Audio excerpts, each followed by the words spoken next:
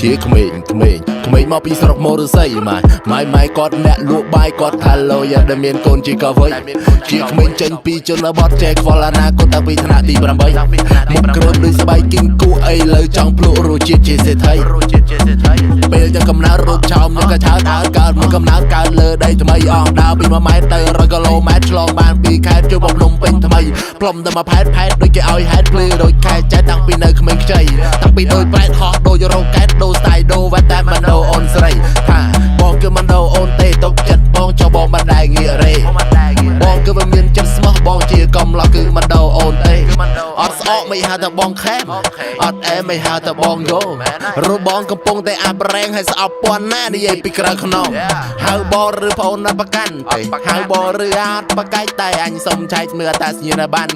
នៅក្មេងឯងកុំចង់វាយស្មៅយកចាស់ធ្វើខ្លាគ្មានគួរឲ្យស្រឡាញ់ទេកុំគួយឲ្យខ្ពស់ជាងឈរបើបងអត់ចេះរកអានឹងពីរបស់ខ្មែរ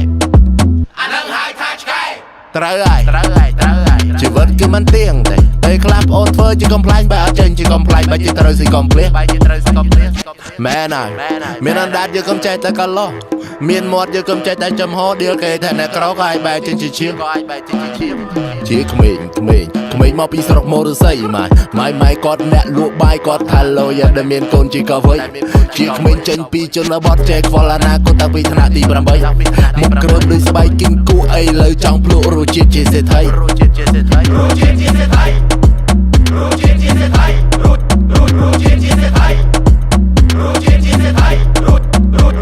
ពីមុនគេក៏លោកដូចជាដូមីណូធ្វើការចាន់សុកមិនដូលីអូខំប្រាំងត្រកមិនដល់ពេលដល់ស៊ូអង្គុយកាទូបារីកាមូក្បាលខ្ញុំពាក់មូបារណែវខាប់កានូចេះហ្វេកគេមិនរាប់ជាគូហ្វេនខ្ញុំក្មេងក៏កំពុងតែក្លែបយកខ្ញុំជាគំរូសម្រួលឲ្យវាស្របហើយសម្របឲ្យវាស្រួលកម្មមៈគឺជាអំពើអាណាជាអ្នកធ្វើគឺអានឹងអ្នកទទួលក្មេងធ្លាប់តែដើរកិច្ចសាលាឥឡូវគេហៅថាសើគំរូកោបស៊ីលុយតែដុល្លារតែពីដូចតាស៊ីមលូជីវិតក៏មកជាធម្មស្រៈក៏មកក្លែកក៏មកខ្លាក់ក៏មកលេក៏មកលាក់ក៏មកលៀមឈប់ភ្លាមទៅត្រៀមរកប្រាក់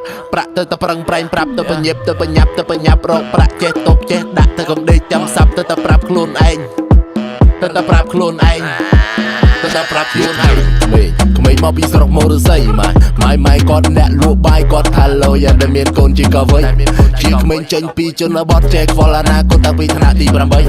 មុខក្រូចដូចស្បែកគីងគូអីលើចង់ភ្លក់រសជាតិជាសេដ្ឋី